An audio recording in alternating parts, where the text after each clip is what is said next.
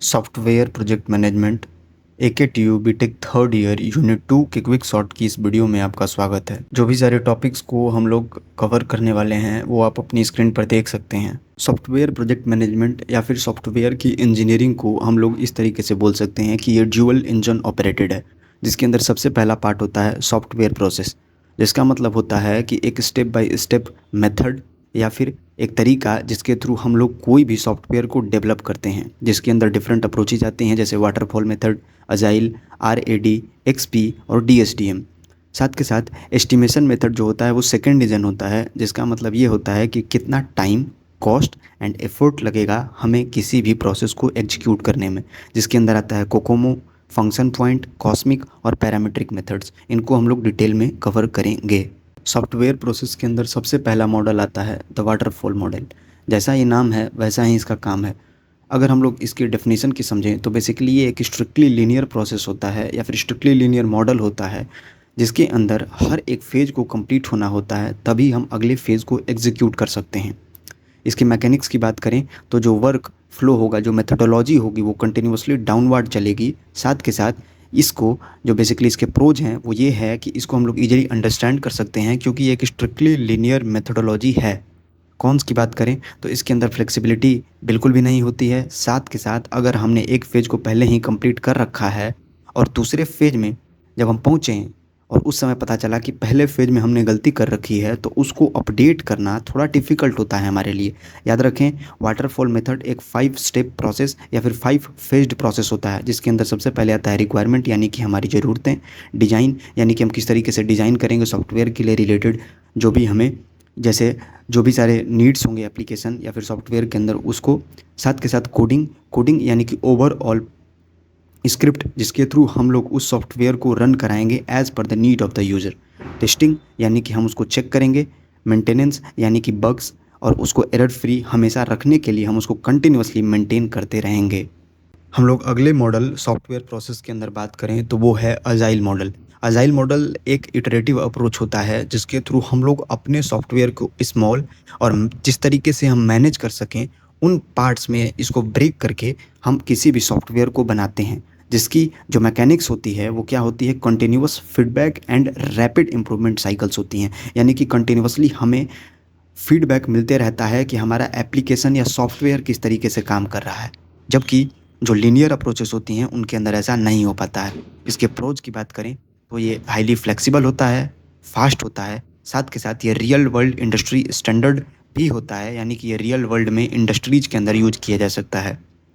इसके डायग्राम को आप देख सकते हैं जिसके अंदर इटरेटिव अप्रोच है। तो फर्स्ट इटरेशन में हमने डिज़ाइन किया, बिल्ड किया, टेस्ट किया, जो भी प्रॉब्लम्स आई हमने वहीं पर उसको फिक्स किया। फिर सेकंड इटरेशन में जब हम गए तो डिफरेंट तरीके की प्रॉब्लम्स आएंगी, via design, build and test process हम उनको फिक्स करेंगे।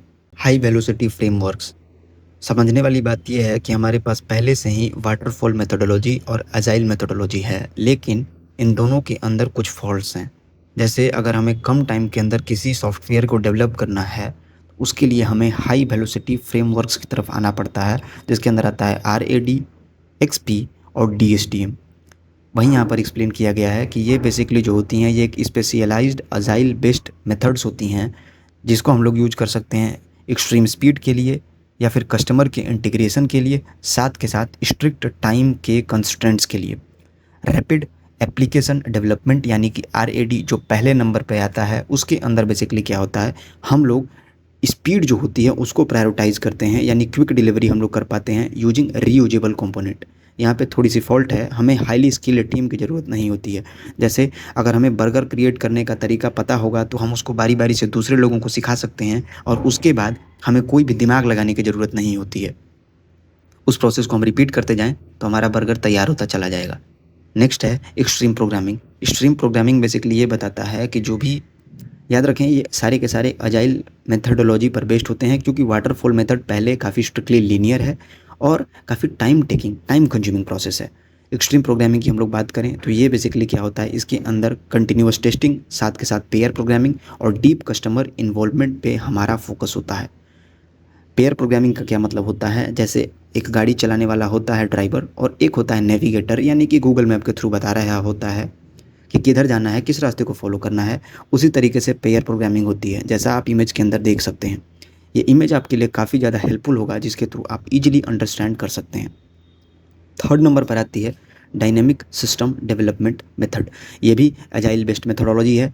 याद रखने वाली बात यह है कि इसके अंदर जब भी हमें टाइम कॉन्स्टेंट स्ट्रिक्टली गिवन होगा और एक्टिव यूजर इन्वॉल्वमेंट वाला सॉफ्टवेयर क्रिएट करना होगा, in that case we will be using DSDM।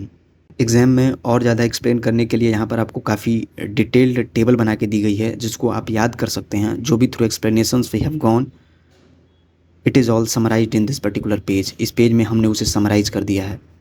देखो, सॉफ्टवेयर डेवलप करेंगे तो जो प्रोसेसेस के थ्रू हमने डेवलप किया वो तो सही है, लेकिन सबसे इम्पोर्टेंट चीज़ जो याद रखने वाली ये है कि हमें पहले से एस्टिमेट करके रखना होगा कि उस सॉफ्टवेयर को डेवलप करने में कितने लोगों की ज़रूरत होगी, कितना टाइम लगेगा, कितना कॉस्ट लगेगा। वही है ये the anatomy of estimation. Estimation basically क्या होता है, एक प्रेडिक्टिव मैथ या फिर प्रेडिक्टिव मेथड होता है, जिसके थ्रू हम लोग ये डिटरमाइन कर पाएंगे कि उस पर्टिकुलर सॉफ्टवेयर प्रोसेस को डिज़ाइन करने के लिए कौन कौन से रिसोर्सेस लगेंगे, जिसके अंदर सबसे पहले आता है एफर्ट, यानी कि एक्चुअल वर्क जो भी उस पर्टिकुलर सॉफ्टवेयर को बिल्ड करने में रिक्वायर्ड होगा। इसको हम लोग मैन आवर्स के अंदर मेजर करते हैं।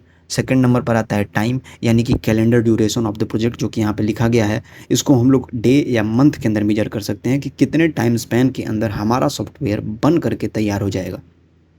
थर्ड नंबर पर आता है कॉस्ट। ये एक्सप्लेन करता है कि फाइनेंशियल डेफिसिट जो भी उस सॉफ्टवेयर के लिए हमें, या फिर फाइनेंशियल कंस्ट्रेंट जो कि हमें मेंटेन करके रखना होगा उस सॉफ्टवेयर के लिए, वरना वो सॉफ्टवेयर हम तैयार नहीं कर पाएंगे। इसको हम लोग रिक्वायर्ड करेंसी के अंदर मेजर करेंगे। अगर फॉरेन में जैसे अमेरिका के अंदर हैं तो डॉलर्स के अंदर, इंडिया के अंदर हैं तो इंडियन रुपीज़ के अंदर मेजर करेंगे। जैसे एक स्टैंडर्ड एग्जाम्पल के थ्रू हम लोग समझना चाहें तो किसी एक पर्टिकुलर सॉफ्टवेयर प्रोजेक्ट के लिए हमें 100 आवर्स ऑफ एफर्ट, 10 डेज़ का टाइम और 10,000 रुपीज़ टोटल चाहिए होते हैं। अगर हम एक अज्यूम करें अजम्पशन, तो उसकी एनाटॉमी ऑफ एस्टिमेशन इस तरीके से हम लोग एक्सप्लेन कर पाएंगे। अब एस्टिमेशन के अलग अलग तरीके हो सकते हैं। उसके अंदर सबसे पहला जो मेथड या फिर मॉडल आता है वो है कंस्ट्रक्टिव कॉस्ट मॉडल, कोकोमो। तो बेसिकली हम इसकी अगर एक्सप्लेनेशन की बात करें तो ये एक क्रूशियल मैथमेटिकल मॉडल होता है, जिसके थ्रू हम लोग न्यूमेरिकली ये एस्टिमेट कर सकते हैं कि हमने सॉफ्टवेयर को जितने सारे कोड, जो कि बेसिकली हमने वाटरफॉल मेथड के अंदर लिखा था, कोडिंग थर्ड फेज थी, उसी तरीके से मतलब कितने अमाउंट ऑफ जो कोड की साइज़ है उसके बेसिस पर हम लोग ये कैलकुलेट कर पाएंगे कि एफर्ट यानी कि टोटल मैन आवर्स कितने लगेंगे उस पर्टिकुलर सॉफ्टवेयर को क्रिएट करने में। उसके कॉरस्पॉन्डिंग हम लोग कैलकुलेट कर पाएंगे कि कितने लोग चाहिए, टाइम कितना चाहिए, कॉस्ट कितना चाहिए एंड ऑल दोज थिंग्स। अगर हम लोग इसके मैकेनिक्स की बात करें तो बेसिकली हमने देखा ए और बी, जो कि राइट साइड में आप इमेज देख सकते हैं। ए और बी तो मैथमेटिकल कॉन्स्टेंट्स हैं, जिनको यूज करके हम लोग कैलकुलेट कर पाएंगे कि कितने टोटल मैन आवर्स लगेंगे। साथ के साथ हमने बेसिकली जो फॉर्मूला है उसके अंदर ए टाइम्स के log to the power b किया है। के लॉग बेसिकली क्या होता है, किलो लाइन्स ऑफ कोड, यानी कि जो भी बेसिकली लाइन होंगी उनको हम लोग थाउजेंड्स के अंदर काउंट करेंगे और उसको यहाँ पर हम लोग पुट करेंगे to the power b, we will be getting effort यानी कि टोटल मैन आवर्स। अब सबसे इम्पोर्टेंट क्या है कि इसके यानी कंस्ट्रक्टिव कॉस्ट मॉडल कोकोमो के दो वेरिएशंस होते हैं। सबसे पहला होता है बेसिक टीयर पे हम लोग लगा सकते हैं, दूसरा नंबर पे आता है इंटरमीडिएट टीयर और थर्ड नंबर पे आता है डिटेल्ड टीयर। देखो, कोकोमो मेथड जो था वो काफ़ी ज़्यादा जो हमारे लाइन्स ऑफ कोड थे उन पे डिपेंडेंट था, जबकि ये जो फंक्शन पॉइंट मेथड होता है वो इन पे डिपेंड नहीं होता है। इसको हम लोग ऐसे बोल सकते हैं कि एक अर्ली स्टेज या फिर बोल सकते हैं जैसे एक अप्रायोरी मेथड है, जिसके थ्रू हम लोग डिटरमाइन कर पाएंगे कि उस पर्टिकुलर सॉफ्टवेयर को डिज़ाइन करने में एस्टिमेट कर पाएंगे कि कितना बेसिकली रिक्वायरमेंट होगा डिफरेंट तरीक़ों की चीज़ों का, जिसके लिए हमें 4 चीज़ों की ज़रूरत होती है, ठीक है? जिसके अंदर बेसिकली आता क्या है, सबसे पहले आता है इनपुट, फिर आउटपुट, फिर फाइल्स और फिर आता है इंटरफेस, जिसके बाद हम लोग उसको यूज करके कैलकुलेट कर पाएंगे कि उस सॉफ्टवेयर के लिए कितना साइज होगा टोटल लगेगा, जिसको कि हम लोग फंक्शन पॉइंट्स भी बोल सकते हैं। इसकी प्रॉज की बात करें तो ये लैंग्वेज इंडिपेंडेंट होता है, जबकि कोकोमो जो होता है वो लैंग्वेज डिपेंडेंट होता है, क्योंकि उसके अंदर लाइन्स ऑफ कोड जो होंगे वो वेरिएशन होगा उनके अंदर। साथ के साथ ये एक अप्रायोरी का मतलब होता है कि पहले ही हम लोग डिटर्मिनेशन कर पाएंगे। तो इसका मतलब ये हुआ कि जो फंक्शन पॉइंट मेथड है वो एक ऐसा मेथड है जिसको हम सॉफ्टवेयर क्रिएट करने से बहुत पहले लगा करके ये कैलकुलेट कर सकते हैं अप्रोक्सीमेट कि टोटल कॉस्ट या फिर टोटल एस्टिमेटेड कॉस्ट इधर in terms of time man hours कितना लगेगा। जो फंक्शन पॉइंट मेथड हमने पढ़ा उसके बाद बेसिकली हमारे पास एक एडवांस मैट्रिक्स आती हैं जिसके अंदर कॉस्मिक और पैरामीट्रिक मेथड्स आती हैं, जिसमें से कि फंक्शन पॉइंट मेथड का ही एडवांस्ड वर्जन जो है वो है कॉस्मिक। हम लोग समझते हैं इसको। बेसिकली जो एडवांस्ड मॉडल्स होती हैं वो हमें उस चीज़ पे डिपेंड नहीं करती हैं कि सॉफ्टवेयर के अंदर कितनी सारी लाइनें हमने लिख रखी हैं, हमने क्या इनपुट दे रखा है वगैरह वगैरह। ये बेसिकली किस चीज़ पे डिपेंड करती हैं, ये बेसिकली डेटा फ्लो की आर्किटेक्चर पे डिपेंड करती हैं, साथ के साथ हिस्टोरिकल एनालिसिस, जैसे बेसिकली ग्राफ्स हम लोग बनाएंगे कि कितना टाइम इसमें लगा, कितना टाइम इसमें लगा, उसके बेसिस पर हम लोग कॉम्प्लेक्स मॉडर्न सिस्टम्स के लिए कैलकुलेशन एस्टिमेटेड कॉस्ट निकाल पाएंगे। समझते हैं कॉस्मिक फंक्शन पॉइंट्स को। ये बेसिकली हमने जैसे बताया एक advanced evolution of the function point method होता है, जिसके अंदर बेसिकली हम लोग सॉफ्टवेयर की साइज को स्पेसिफिकली कैलकुलेट कर पाएंगे using data movement with in the system. Parametric productivity model की बात करें तो ये बेसिकली एक हिस्टोरिकली ड्रिवन फार्मूला होता है, यानी कि हिस्ट्री में कितना टाइम उस पर्टिकुलर सॉफ्टवेयर के रिलेटेड डिफरेंट सॉफ्टवेयर्स को लगा, उसके बेसिस पर हम लोग कैलकुलेट कर पाएंगे। तो इसके अंदर बेसिकली क्या होता है कि फ्यूचर वर्क को हम लोग एस्टिमेट करेंगे using past project data and proven productivity rates, मतलब जो भी हमने प्रूव कर रखे हैं प्रोडक्टिविटी के रेट्स उसको यूज करके। आप ग्राफ के थ्रू भी समझ सकते हैं कि पहले ग्राफ में हमने कैलकुलेट कर लिया, दूसरे ग्राफ के अंदर भी हमने कैलकुलेट कर लिया जो कि अलॉन्ग वाई एक्सिस है, उसको यूज करके हम लोग एज अ पैरामीटर थर्ड वाले को भी कैलकुलेट कर सकते हैं। यहाँ पर एक इम्पोर्टेंट टेबल बना के दी गई है, जिसको याद कर लें तो एग्ज़ाम में हम लोग काफ़ी अच्छे से एक्सप्लेन कर पाएंगे कि किस पर्टिकुलर जो बेसिकली एस्टिमेशन मेथड है उसके अंदर कितना टाइम लगेगा, या फिर बेसिकली उसके बेस्ट फेज़ क्या होंगे या उसके की फीचर्स क्या होंगे। इसको यूज करके हम लोग कैलकुलेट कर सकते हैं और समझ सकते हैं। बेसिकली ये काफ़ी इंपॉर्टेंट सॉफ्टवेयर इंजीनियरिंग बोल रहा हूँ मैं, लेकिन ये बेसिकली काफ़ी इंपॉर्टेंट है। जहाँ पर भी सॉफ्टवेयर का डिस्कशन होगा उसके अंदर ये डायग्राम ट्रायंगल, जो कि हमने पहले भी वाटरफॉल मॉडल के अंदर देखा था, ये डायग्राम बेसिकली पहले। तो सबसे इंपॉर्टेंट क्या है कि वाटरफॉल रियलिटी जो होती है उसके अंदर हम लोग बेसिकली क्या करते हैं कि वाटरफॉल मेथड के अंदर पहले ही हम लोग रिक्वायरमेंट को लॉक इन कर लेते हैं। इसका मतलब क्या हुआ कि हमें सॉफ्टवेयर के अंदर क्या क्या चाहिए, क्या क्या नहीं चाहिए, ऑल दोज थिंग्स हम लोग कैलकुलेट कर लेते हैं। हम लोग ये भी जानते हैं कि वाटरफॉल मेथड के अंदर जब हम लोग नेक्स्ट पेज पे जाते हैं तो पिछले पेज पे वापस आना काफ़ी टफ कमरसम हो जाता है हमारे लिए।